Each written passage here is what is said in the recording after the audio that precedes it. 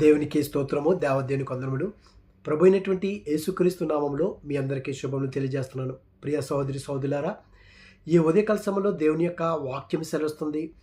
ఈ లోకంలో మనందరం కూడా మనుషులుగా జీవిస్తున్నాము. అయితే మనకు వచ్చినటువంటి సమస్యను బట్టి, మనకున్నటువంటి ఇరుకులను బట్టి మనం ఎంతో భయపడిపోతూ ఉంటాం. దేవుని యొక్క వాక్యం సెలవుస్తుంది, భయపడకో. మనం ఏ విషయంలో కూడా ఎంత భయంకరటువంటి శ్రమైనా సరే మనము భయపడకూడదంట. మనము ధైర్యంగా ఉండాలని దేవుని యొక్క వాక్యం సెలవుస్తుంది. ఎందుకంటే మనకు వచ్చినటువంటి సమస్య కాదు, కానీ ఆ భయమే మనల్ని చంపేస్తుంది. ఎందుకనంటే సాతానుగాడి యొక్క పని ఏమిటంటే నిన్ను బలహీనపరచటమే. నీకేదో ఒక సమస్య పెట్టి ఆ సమస్య ద్వారా వాడు నిన్ను బలహీనపరచాలి అని చూస్తూ ఉంటాడు. కానీ దేవుని యొక్క వాక్యం సెలవుస్తుంది, అపోస్తులుంటి పౌలు గారు కనుక మనం చూసుకున్నట్లయితే కొరింథీయులకు రాసినటువంటి 2వ పత్రికలో 12వ అధ్యాయంలో మనము భయపడకుండా మనం జీవించినట్లయితే ఆయన అంటున్నాడు, అది నా యొద్ద నుండి తొలగిపోవాలని దాని విషయమే ముమ్మారు ప్రభుని వేడుకొంటిని. అందుకు ప్రభువారు, ఎందుకంటే పౌలు గారు ఆయనకు ఒక సమస్య ఉంది, ముమ్మారు ప్రార్థన చేసి అది తొలగించే ప్రభువా అని అంటుంటే దేవుడు అంటున్నాడు, అందుకు నా కృప నీకు చాలును, బలహీనత యందు నా శక్తి పరిపూర్ణమగుచున్నదని నాతో చెప్పాడు. అంటే మనం ఎప్పుడైతే బలహీనగా ఉంటామో ఆ బలహీనతలోనే మనల్ని పరిపూర్ణంగా చేస్తాడంట. అంటే మనము ఏ విషయంలో కూడా భయపడిపోకుండా మనం దేవుని యందు నిలకడగా ఉండి ధైర్యంగా ఉండినట్లయితే మన పరిస్థితిని, మన స్థితిగతుల్ని దేవుడు మార్చగలడండి. అందుకే కీర్తనాకారుడైనటువంటి దావీదు గారు 3వ కీర్తనలో చూసుకున్నట్లయితే అనేక సార్లు మన యొక్క వాక్యాన్ని విన్నాం. అయినప్పటికీ కూడా అయినటువంటి యెహోవా, నన్ను బాధించువారు ఎంతో విస్తరించి ఉన్నారు. అయ్యో, నా తల్లి నన్ను బాధిస్తుంది, నా తండ్రి బాధిస్తున్నాడు, నా భర్త, నా బిడ్డలో, నా స్నేహితులు అందరూ కూడా బాధిస్తున్నారు. మనం కూడా అటువంటి సమయాల్లో ఉండొచ్చండి. నా మీదకి లేచువారు అనేకులు, దేవుని వలన అతనికి రక్షణ ఏమీ దొరకదని నన్ను గూర్చి చెప్పువారు అనేకులు. అరే, వీడు దేవుని బిడ్డ కదా, వీడికి అసలు దేవుడి యొద్ద నుండి ఏది రాదో అని అనేక మంది అనుకుంటారండి. ప్రియ సహోదరి సహోదరులారా, ఈ సమయంలో దేవుని యొక్క వాక్యం సెలవుస్తుంది, మనము కొండల తట్టు నా కొండలు ఇచ్చున్నా నాకు సాయం ఎక్కడి నుండి వచ్చును, దేవుని వల్లనే సాయం కలుగుతుంది. ఎప్పుడు నీతిగా, న్యాయంగా, యథార్థంగా మనం ఆయన మీద ఆధారపడి నమ్మకమైనటువంటి వారిగా ఇదిగో ధైర్యంగా మనం జీవించినట్లయితే దేవుని యొద్ద నుండి మనకి సహాయం వస్తుంది. నీవు నమ్మినట్లయితే, నమ్ముట నీ వల్లైతే నమ్మువాడికి సమస్తమును సాధ్యము. మనం నమ్మాలండి.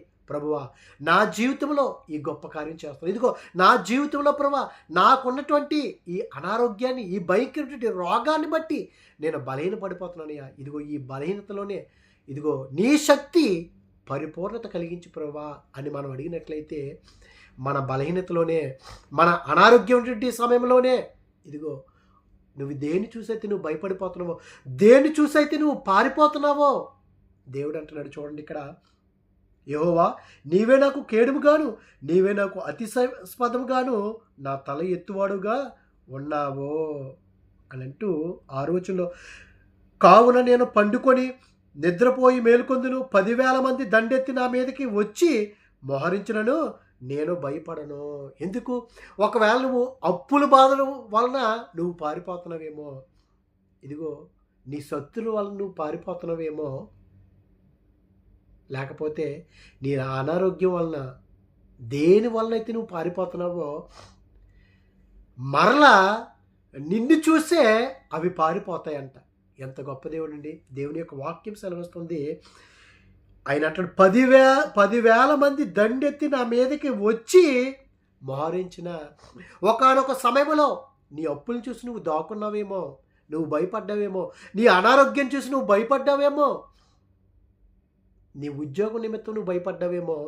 ఇదిగో ఈ క్షణములో నువ్వు దేవుని యందు నమ్మిక ఉంచినట్లయితే దేని చూసి నువ్వు పారిపోయావో ఇదిగో అవే నీ నుండి పారిపోతాయి. ఇప్పుడు అప్పుల గురించి నువ్వు భయపడిపోయావేమో, అప్పుల గురించి నువ్వు పారిపోయావేమో, ఇప్పుడు నీ యొద్దకే అది అసలు ఉండదు అంటున్నాడు ఆయన. నీ అనారోగ్యం చూసి నువ్వు భయపడ్డవేమో.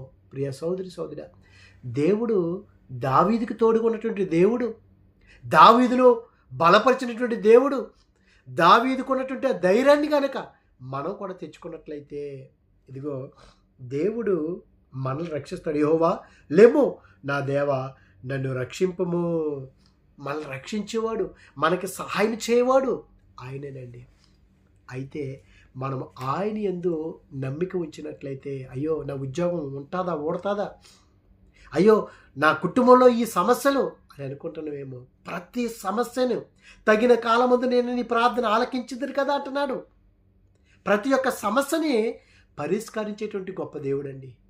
అయితే భయపడకుండా దేవుని యందు నమ్మిక ఉంచినట్లయితే, ప్రభువా నాకు ఈ సమస్య ఉందయ్యా, నా సమస్యను పరిష్కరించేవాడు నీవే అని నిన్ను నీవు బలపరుచుకున్నట్లయితే, మనం ఎప్పుడు కూడా ఒక సమస్య వచ్చినప్పుడు ఏమైపోతాం, బలహీన పడిపోతాం. అయ్యో నాకు అనారోగ్యము, అనేక మంది నేను వింటూ ఉంటాడు, అయ్యో నాకు ఈ పలానా అనారోగ్యం వచ్చింది, ఈ రోగం వచ్చింది అని భయపడిపోతూ ఉంటారు, బాధపడుతూ చెప్తూ ఉంటారు. కానీ మనం ఒకటి గుర్తించుకోవాలి, మనకేమి వచ్చినా సరే భయపడకూడదండి. మొట్టమొదటిగా ఇదిగో నా దేవుడు గొప్ప దేవుడు అండి. అవును కదండి, మన దేవుడు గొప్ప దేవుడు అండి. క్షణమాత్రంలో మార్చేస్తాడండి. యాయీరు కుమార్తె చనిపోయింది, ఆల్రెడీ వర్తమానం అందించేశారు కదా. యాయీరు యేసుక్రీస్తు దగ్గరే ఉన్నారు.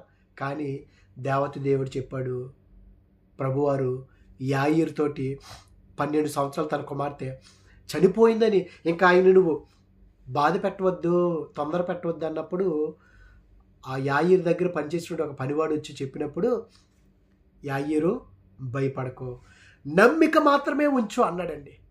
యాయీరు నిజంగా అయ్యో నా కుమార్తె చనిపోయిందే అని పరుగుని వెళ్ళలేదండి. దేవుని యొక్క మాటకి విధేయత చూపించాడు, నమ్మకం ఉంచాడు, ధైర్యం కలిగి నిలబడ్డాడండి. అదండి. ఎందుకనంటే దేవునికి అసాధ్యమేదంటూ ఏది లేదు, సమస్తమును సాధ్యమే. Nothing is impossible for God, everything is possible. దేవునికి అసాధ్యం ఇది అంటే ఏది ఉండదండి.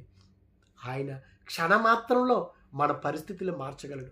మరి దేవుడి మీద మనం ఎందుకు నమ్మకం ఉంచలేకపోతున్నాం, ఎందుకు బలహీనపడిపోతున్నాం? మనం అడగాలి, ప్రభువా నాకు బలాన్ని చేకూర్చండి, ప్రభువా నాకు ధైర్యాన్ని ఇవ్వండి అయ్యా అని మనం అడిగినప్పుడు, ప్రభు అయినటువంటి యేసుక్రీస్తు వారు అలాగే పేతురు గారు ఉన్నప్పుడు ప్రభువారు లోపల ఉంటారో, పన్ను కట్టించుకునేటువంటి వారు, అరశకేలు పన్ను కట్టించుకునేటువంటి వారు వచ్చి పేతురు గారిని అడుగుతారు, ఏమని? ఇదిగో మీ బోధకుడు ఈ యొక్క అరశకేలు పన్ను కట్టడా? మత్తయి సువార్త 17వ అధ్యాయము 24వ వచనం చూస్తే, వారు కపెర్నౌమునకు వచ్చినప్పుడు, కపెర్నౌములో ఉన్నప్పుడు అరశకేలు అను పన్ను వసూలు చేయవారు పేతురు వద్దకు వచ్చి, మీ బోధకుడు ఈ అరశకేలు చెల్లింపడాన్ని అడుగగా, ఈ అరశకేలు కట్టడన్నప్పుడు పేతురు గారు భయపడిపోయాడైనా. ఆయన జేబులో చేయి పెడితే చిల్లి గవ్వలేదు, అయ్యో ఎలా కట్టాలి అని భయపడిపోయాడు. మనం కూడా కదా, అయ్యో ఎలాగ నా అప్పులు నేను ఎలా కట్టుకోవాలి, అయ్యో నా బిడ్డలు నేను ఎలాగ పోషించుకోవాలి. సారేపతి వెధవరాలు కూడా కొద్ది పిండే కొద్ది నూనె ఉంది, ఇది తినేసి మేము అయిపోయింది మా పని అనుకున్నారు. కానీ కరువు పోయేంత వరకు కూడా వారికి ఏది కూడా లోట్లేదు. ఎందుకనండి? దేవుడి మీద మనం ఆధారపడినప్పుడు దేవుడు తన బిడ్డల్ని విడిచిపెట్టడండి. పేతురు గారు భయపడిపోయాడు, అయ్యో ఎలా కట్టాలనుకుని ప్రభువారి దగ్గరికి వెళ్తున్నాడు, గదిలోకి వెళ్తున్నాడు, ఈయన బయట ఉన్నాడు. ఆయన మాట్లాడుతున్నాడు, ఏమని? అతడు ఇంటిలోనికి వచ్చి మాటలాడక మునిపే, మాట చెప్పక మునిపేనండి యేసుక్రీస్తు వారు ఏమంటున్నారు? ఆ సంగతి ఎత్తి ఏది? అరశకేములు ఆ సంగతి ఎత్తి పన్ను కట్టవలసింది, ఆయన దగ్గర డబ్బు లేవని ఎత్తి మాట్లాడతాడు. ఇదిగో పేతురు, గలిలయ సముద్రం దగ్గరికి వెళ్ళు, గేలం వెయ్యి, చేపలు పట్టు, మొట్టమొదటిగా ఏ చేప అయితే వస్తుందో అది నోరు తెరుస్తుంది. ఇదిగో 2 గాలము వేసి మొదట పైకి వచ్చి చేపను పట్టుకొని దాని నోరు తెరిచిన ఎడల 1 షెకెలు దొరికెను. షెకెలు దొరుకుతుంది. అప్పుడు నీకొక 1/2 షెకెలు, నాకొక 1/2 షెకెలు కట్టే. ఎంత గొప్ప దేవుడండి. డబ్బులు లేవని బాధపడిపోయి భయపడిపోయాడు పేతురు గారు. ఆ మాట ఎత్తకమని ప్రియ సోదరి కీర్తన 139 అధ్యాయంలో ఎన్ని వందల సార్లు చెప్పుకున్నామండి. ఈ మాటలు విన్నామండి మనం అనేక మంది ద్వారా కూడా. నీకు తలంపు పుట్టకమునిపే, నీ నోటిలోనికి మాట రాకమునిపే, అయ్యో నా అప్పు ఉంది, అయ్యో నా అనారోగ్య సమస్య, అయ్యో నా కుటుంబంలో నలుగురు బాగున్నారే, నా ఇంకొక చివరి బిడ్డ, లేకపోతే మొదటివాడి పరిస్థితి బాగోలేదే, లేకపోతే నాకు ఒక్కగాని ఒక కుమారుడు నా మాట వినట్లేదే, బలహీన పడిపోతున్నాడే అని అనుకుంటున్నావేమో.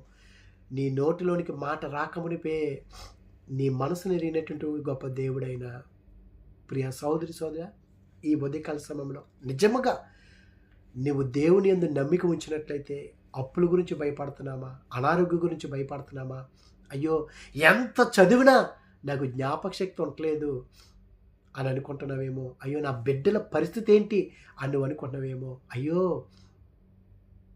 అని నువ్వు దిగులు పడవసరం లేదు.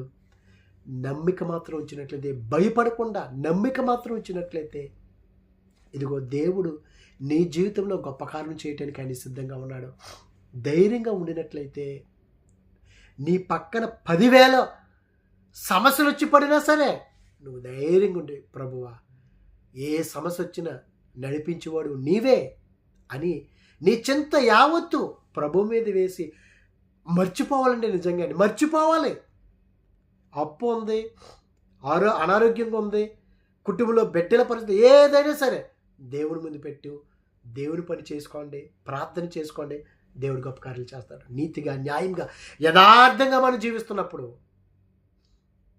అంతేగాని ఒకరి డబ్బులు తీసుకుని ఎగ్గొట్టేయాలి అని ఈ విధంగా ప్రార్థన కాదు, లేకపోతే ఎవరి దగ్గర కొడదామో ఇవి కాదు. నిజముగా నువ్వు మొరపెట్టినట్లయితే, ఎందుకంటే మన హృదయాలు ఎరిగినటువంటి దేవుడు గొప్ప దేవుడు. మనం ఏమి కూడా ఆలోచించకుండా, అనాలోచితగా ఉండకుండా, ఇదిగో లుక్ ఇంటూ జీసస్, యేసుక్రీస్తు వైపు నీవు ఫోకస్ చేసినట్లయితే, విశ్వాసానికి కర్త అయినటువంటి ప్రభు అయినటువంటి యేసుక్రీస్తు వైపు నువ్వు చూసినట్లయితే నీ సమస్య పరిష్కరింపబడుతుంది. ప్రియ సోదరుడా, ఆయన వైపు చూస్తే, ఆయన ముట్టుకుంటే, ఆయన్ని తలుచుకుంటే, ఆయనకి ప్రార్థన చేస్తే గొప్ప కార్యాలు జరుగుతాయి. వాక్యాన్ని చదవండి, ప్రార్థన చేసుకోండి, సత్యమైనటువంటి వాక్యాన్ని గ్రహించండి. ఇదిగో ఆయన భయపడిపోతే భయపడొద్దు. ఎందుకు భయపడదు? అసలు ఆ మాట చెప్పకుండానే యేసుక్రీస్తు వారు ఎత్తేసారు కదా. మత్తయి సువార్తలో మనం చూడొచ్చు 17వ అధ్యాయము 24 నుంచి. చేప అంటే దేవుడు దాచిపెట్టాడండి చేప నోట్లోను. ప్రియ సోదరుడా, ఈ సమయంలో నిజంగా ఏ విషయంలో కూడా నువ్వు భయపడిపోకుండా, బాధపడిపోకుండా నువ్వు ధైర్యంగా ఉండి ముందుకు పోయినట్లయితే, ఇదిగో నమ్మకం ఉంచుకున్నట్లయితే, ఇదిగో నేను ఒక నూతన క్రియను చేయబోతున్నాను, అది నువ్వు ఎరగవా, అది ఇప్పుడే మొలిచును అంటున్నాడు. ఏ సమస్య అయినప్పటికీ కూడా, కొండంత సమస్య దేవుడు, ఇదిగో ఆవగింజంత విశ్వాసం, ఆవగింజంత ఎక్కడ, కొండ ఎక్కడ, ఆవగింజంత విశ్వాసం ఉంటే కొండ కూడా వెళ్ళిపోతుందండి. ఆ సమస్యలన్నీ కూడా వెళ్ళిపోతాయి. నమ్మిక ఉంచండి. దేవుని యొక్క వాక్యం సెలవుస్తుంది. మత్తయి సువార్తలోనే 24వ అధ్యాయము 6వ వచనంలో కూడా దేవుని యొక్క వాక్యం సెలవుస్తుంది. మనకు ఉన్నటువంటి సమస్యలు బట్టి, ఇదిగో ప్రపంచవ్యాప్తంగా జరుగుతున్నటువంటి పరిస్థితులు బట్టి, మరియు మీరు యుద్ధములు గూర్చియో, యుద్ధ సమాచారం గూర్చియో వినబోదురు, మీరు కలవరపడకుండా చూసుకోండి. ఏ విషయంలో కూడా, అయ్యో యుద్ధాలు జరుగుతున్నాయి ప్రపంచంలో, ఒక దేశం ఒక్కొక్క దేశం మీద పడిపోతున్నాయి, అయ్యో భయంకర పరిస్థితులు ఉన్నాయి, కలవరపడొద్దు. ప్రియ సోదరి, మీ హృదయాన్ని మీరు కలవరపడనీయకుండా ధైర్యంగా ఉండినట్లయితే దేవుడు గొప్ప కార్యములు చేస్తాడు. ప్రభువు మీద కనుక మనం ఆధారపడినట్లయితే, కీర్తనలో 37వ అధ్యాయము 26వ వచనంలో కూడా చూసినట్లయితే, ఇదిగో నేను బాలు నుంచి వృద్ధాప్యం వరకు వచ్చేసాను, నీతిమంతులు విడవబొట్టుట కానీ వారి బిడ్డలు భిక్షమెత్తుకుడు కానీ అస్సలు నేను వినలేదు, చూడలేదు అంటున్నారు. అవునండి, దేవుని యొక్క బిడ్డల్ని ఆయన విడిచిపెట్టేవాడు కాదు. కనుక ఈ సమయంలో దేవుని యందు మనం భక్తి కలిగి జీవించినట్లయితే ఈ లోకంలో మనకి యోహాను సువార్త 16:33 చూస్తే ఈ లోకంలో మనకి అనేకమంటి శ్రమలు, అయినా సరే ఆ శ్రమను చూసి మనం భయపడకుండా ఉండినట్లయితే, ఎందుకంటే లోకంలోనే కదండి శ్రమలు, పరలోకానికి వెళ్తే ఏ శ్రమ ఉండదు. కానీ లోకంలో ఉన్నప్పుడే శ్రమలు సహించేవాడు ధన్యుడు. ఆ శ్రమ ఉండాలి మనకి. శ్రమ వచ్చినప్పుడే దేవునికి ఇంకా మనం దగ్గరికి ఉంటాము. నీకే సమస్య లేకపోతే మా పౌలు గారు కూడా ఆ ముళ్ళని తీసేయమని ముమ్మార్లు ప్రార్థన చేస్తున్నాడు. ఆ ముళ్ళు కూడా తీసేస్తే ఆయన ఇంకా దేవుడైపోతాడు నిజంగానే. ఎందుకంటే ఆయన ముట్టుకుంటే అనేక మంది స్వస్థపరచబడుతున్నారు, గొప్ప కార్యం జరుగుతున్నాయి. ఆయనకు కూడా ఒక ముళ్ళు ఉంది. ఇదిగో అది అలాగే ఉంచు. నా కృప నీకు చాలును, బలహీనత లేదే ఇదిగో నా శక్తి నేను పరిపూర్ణంగా చేస్తాను నీ ఎదుట. నీ బలహీనతలోనే నేను నిన్ను బలపరుస్తాను, నా కృప నీ మీద ఉంది అంటున్నాడు. దేవుడు ఎంత గొప్ప వాగ్దానం చేస్తున్నాడండి. యోహాను సువార్తలోనే 16:33 మనం చూస్తే ఆయన ఈ విధంగా అంటున్నాడు కదా, ఇదిగో నా యందు మీకు సమాధానం కలిగినట్లు ఈ మాటలు మీతో చెప్పుచున్నాను. లోకంలో మీకు శ్రమను కలుగును, ఆయనను ధైర్యం తెచ్చుకునుడి. లోకంలోనే కదండి అప్పుల బాధ, ఉద్యోగం లేదు, కుటుంబంలో బిడ్డలు సరిగ్గా లేరు, లేకపోతే గర్భఫలం లేదు, అత్తమామల బాధలు పడలేకపోతున్నాము, అయ్యో చదువుకోలేకపోతున్నాము, ఉద్యోగం పొందుకోలేకపోతున్నాను, వివాహం కావట్లేదు. శ్రమే కదండి ఇవన్నీ. లోకంలోనే శ్రమ. ఆ శ్రమను బట్టే దేవుడు మనకు పాఠాలు నేర్పిస్తాడు. ఆ శ్రమ నుండి కూడా తప్పించేటువంటి వాడు మన దేవుడు. అందుకే అంటున్నాడు ఆయన, ధైర్యం తెచ్చుకోండి, ధైర్యంగా ఉండండి, మీ ప్రతి సమస్యను పరిష్కరిస్తాడు ఆయన. దేవుడు గొప్ప దేవుడు. మనుషులు పరిష్కరించకపోవచ్చు, మనుషులు వినకపోవచ్చు. దేవుని యొద్ద కనుక విచారణ చేస్తే, ప్రార్థన చేస్తే, ఉపవాసం ఉండి కన్నీటితో ప్రార్థన చేస్తే దేవుడు 15 సంవత్సరాలు ఆయుస్నే ఇచ్చాడంటే, ఆఫ్టర్ ఆల్ అప్పు ఎంత, అనారోగ్యం ఎంత, ఉద్యోగం ఎంత, దేవుడి చేతిలో ఉన్నదంటే సమస్తమును. కనుక భయపడకూడి, నిబ్బరము కలిగి ధైర్యంగా ఉండండి.